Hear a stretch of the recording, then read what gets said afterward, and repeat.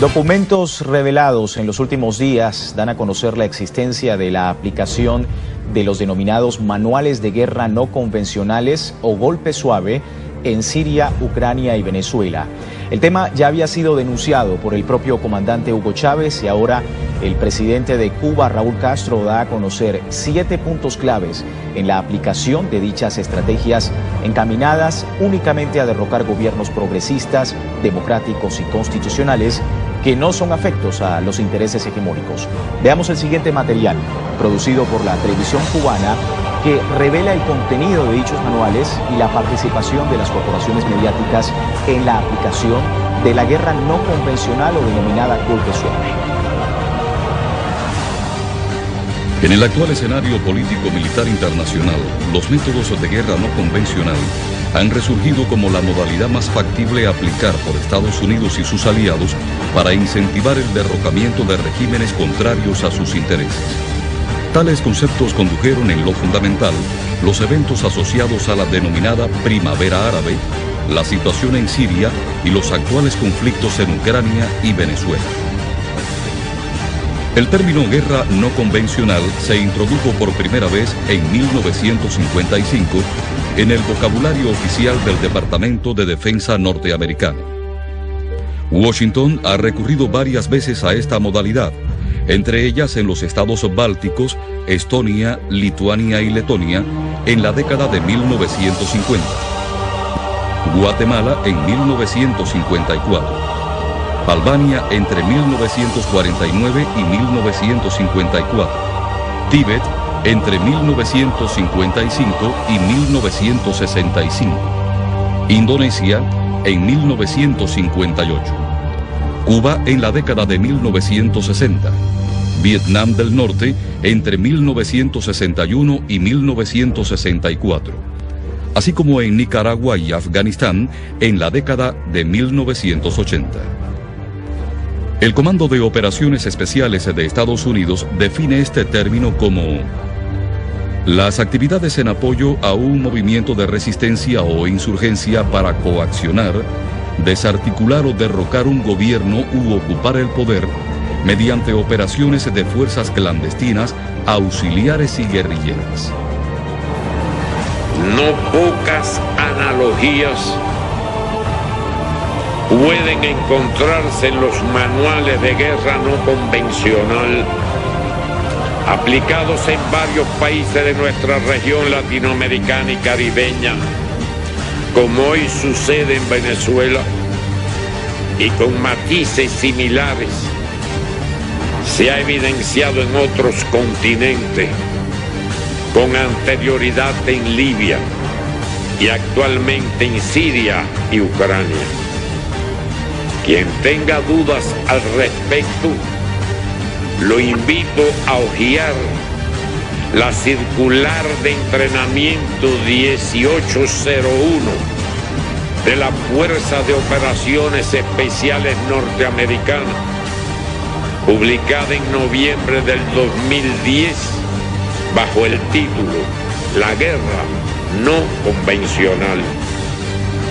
El referido manual plantea que la intención de Estados Unidos es explotar las vulnerabilidades psicológicas, económicas, militares y políticas de un poder hostil, desarrollando y sosteniendo a las fuerzas de resistencia a fin de lograr los objetivos estratégicos de Washington. Añade que el apoyo a los movimientos insurgentes implica el desarrollo de una fuerza de guerrilla clandestina que solo actuará si la resistencia transita hacia el conflicto armado.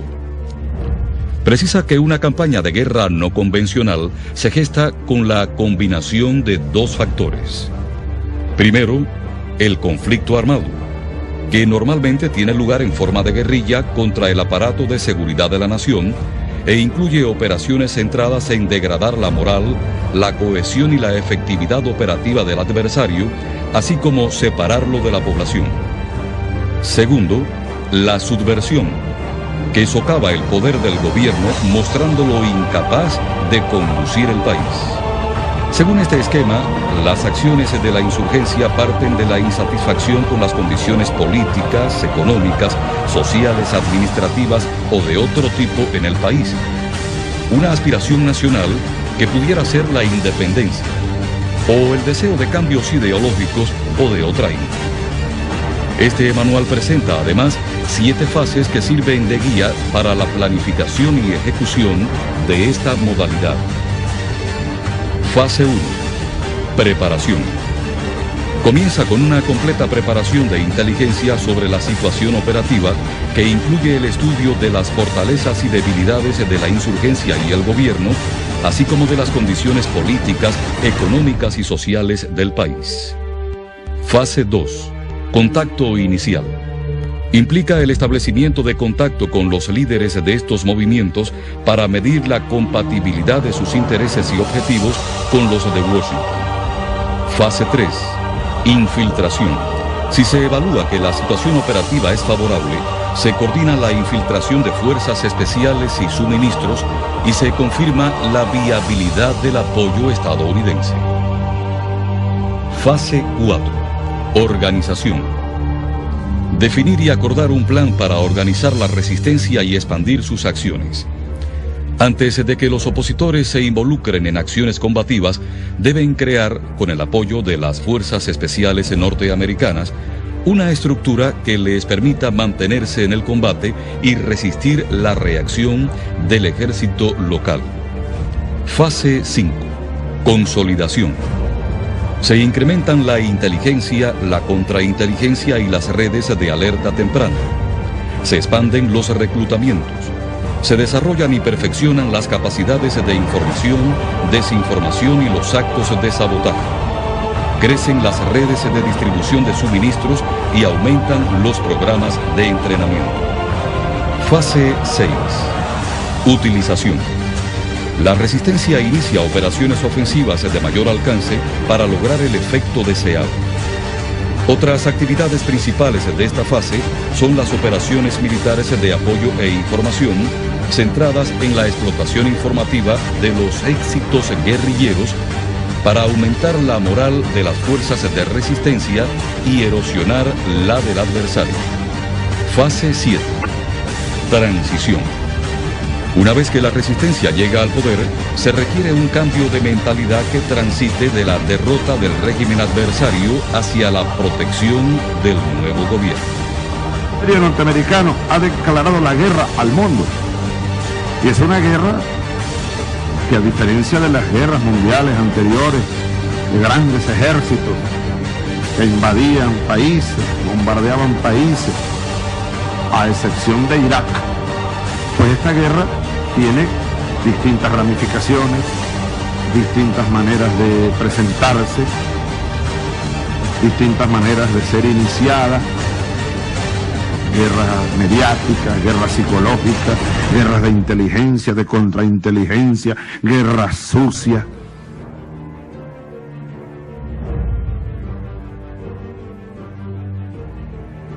Los recientes conflictos se han originado y manifestado de forma diferente a partir de las particularidades socioeconómicas, políticas, militares y religiosas de cada nación, lo que ha determinado su complejidad y evolución.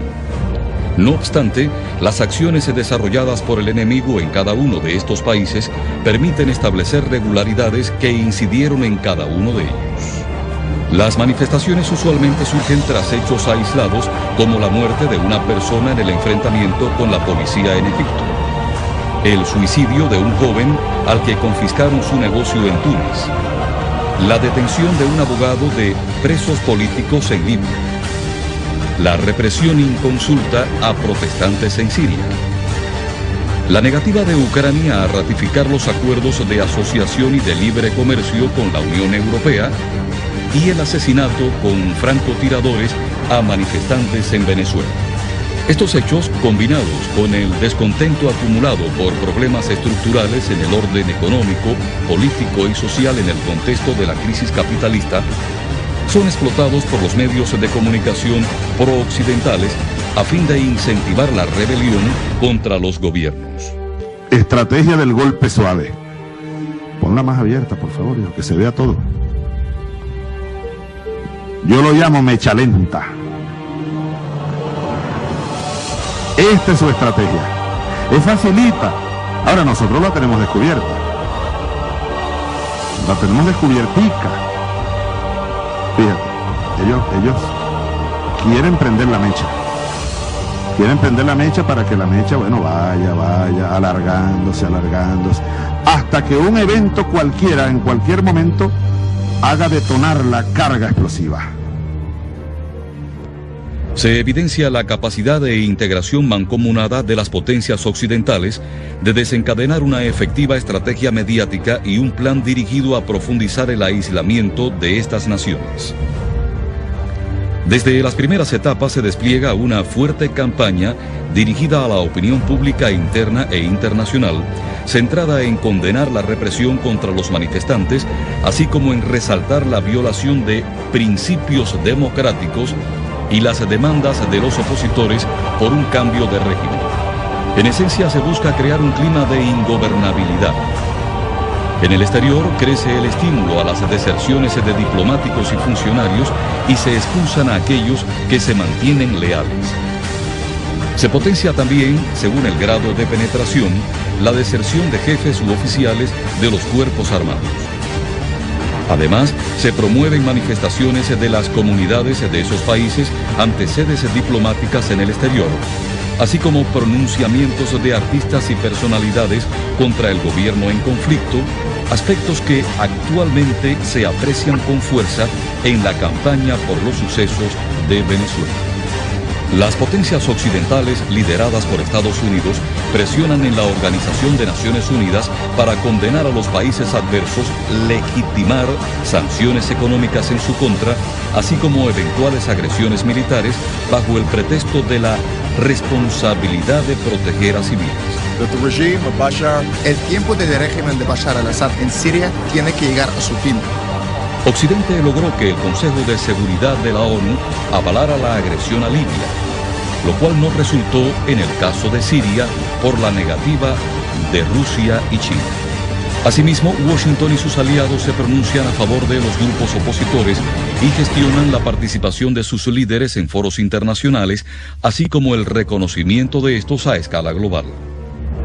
También crean condiciones para expulsar a las naciones en conflicto de los organismos regionales e internacionales y sustituyen sus escaños por miembros de la oposición, a la par que conforman grupos de países amigos de los insurgentes que actúan al margen de la ONU. Políticos y personalidades de Estados Unidos y Europa viajan a estos países para mediatizar su respaldo en el terreno a la oposición, lo que se apreció en Libia, Siria y Ucrania. El sector juvenil está entre los más perjudicados por la crisis internacional, particularmente por las afectaciones derivadas del desempleo, lo que es utilizado para incrementar contra ellos las campañas de desideologización e inculcación de patrones occidentales, lo que ha facilitado que sean los sectores más activos durante las protestas. En este contexto, las habilidades que los jóvenes desarrollan en el empleo de las nuevas tecnologías de las infocomunicaciones son aprovechadas como instrumentos idóneos para la movilización y organización de las manifestaciones, lo que se favorece porque previamente ya han introducido tecnología de punta que comercializan a precios asequibles para este segmento poblacional. Crean infraestructuras digitales fuera del control del Estado y preparan activistas digitales o ciberdisidentes mediante organizaciones no gubernamentales, compañías privadas y sedes diplomáticas. Casi todos los países involucrados cuentan con una infraestructura digital con grandes prestaciones y acceso hasta el nivel local a Internet, que facilitaron la creación de grupos desde el exterior en las redes sociales que gradualmente acumulan miles de seguidores entre los manifestantes y opositores internos, posibilitando la comunicación a tiempo real. Un factor determinante para minimizar el efecto de esta estrategia ha sido el control gubernamental sobre los sistemas de infocomunicaciones. Túnez y Egipto trataron de bloquear los servicios de Internet y la telefonía móvil durante las manifestaciones, pero no lo lograron porque sus estructuras de infocomunicaciones estaban en manos de empresas privadas internacionales. La guerra cibernética también ha formado parte de la agresión con fines de desestabilización, lo que incluye la introducción de virus, sobrecarga de las redes informáticas del gobierno y sectores claves de la producción y los servicios. Los medios de difusión estatales también suelen ser blancos de este tipo de acciones para coartar la propaganda oficial. Se transmiten correos electrónicos con informaciones falsas y se atacan digitalmente las cuentas en las redes sociales de los canales de televisión y los dirigentes nacionales con fines de desinformación. A países como Siria se les ha intentado aislar en su conexión con el exterior. Las medidas de este corte incluyen el embargo de divisas en el exterior, la confiscación de activos de funcionarios de estos países y la cancelación o negativa de visas para viajar a Estados Unidos, lo que se apreció en Libia, Siria y Ucrania. Otra modalidad es la entrega de parte de estos fondos a los grupos insurgentes, como se vio en el caso Libia. Actualmente, legisladores estadounidenses, particularmente los anticubanos, también están proponiendo sanciones similares contra Venezuela. En el caso de Siria, el asedio financiero tiene una particular incidencia, ya que desde 1979 esta nación está en la lista de países patrocinadores del terrorismo del Departamento de Estado, lo que implica restricciones a sus exportaciones, la importación de petróleo y al establecimiento de convenios comerciales. Las agencias de inteligencia de Estados Unidos y sus aliados aprovechan las situaciones de inestabilidad interna para ejecutar la estrategia subversiva y de inteligencia diseñada para cada uno de estos países. Previo a la agresión a Libia, la CIA se involucró directamente en el conflicto con misiones dirigidas a contactar a los rebeldes para evaluar sus fortalezas y debilidades, facilitar las deserciones, así como obtener información para asegurar los ataques aéreos. También pueden recurrir al secuestro y asesinato de dirigentes y funcionarios claves, como ha sucedido en Irak, Irán y Siria. Los esfuerzos estadounidenses para entrenar a opositores se centran fundamentalmente en el manejo de armas, tácticas de pequeñas unidades, operación de los equipos de comunicaciones satelitales, ataques a los sistemas de defensa antiaérea, la Fuerza Aérea y de comunicaciones. Cuando se inició la agresión a Libia, ya existía un movimiento armado contra el gobierno que, a pesar de su desorganización y falta de preparación, había logrado victorias militares y retenía porciones importantes del país, incluyendo la segunda ciudad, Benghazi. En este país, así como en Siria, Occidente y sus aliados se centraron en la infiltración de grupos paramilitares y de mercenarios terroristas vinculados a Al-Qaeda y otras organizaciones del extremismo islámico. En Venezuela han empleado también la opción del paramilitarismo, fenómeno autóctono de Sudamérica que tiene su expresión más concreta en las zonas fronterizas. Se disparó un plan de golpe de Estado para violentar a Venezuela. Y nosotros estamos neutralizándolo, estamos derrotándolo, pero falta consolidar la victoria sobre golpe de Estado. Estamos en momentos complejos, que nadie se confíe, que nadie se llame engaño. Estamos derrotándolo, pero no lo hemos derrotado todavía. Está en pleno desarrollo. Nos estamos jugando la vida de Venezuela. Nosotros somos los hijos de las cargas de caballería de Maíz Santa. Nosotros somos los del Caracazo, somos nosotros. Nosotros somos los hijos de Simón Bolívar. ¡Viva Venezuela! ¡Viva la patria! ¡Hasta la victoria siempre!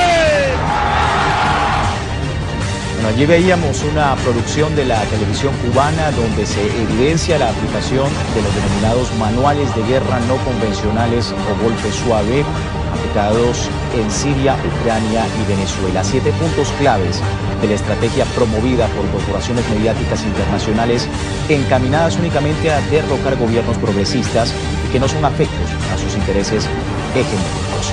Así finalizamos esta emisión de Telesur Noticias.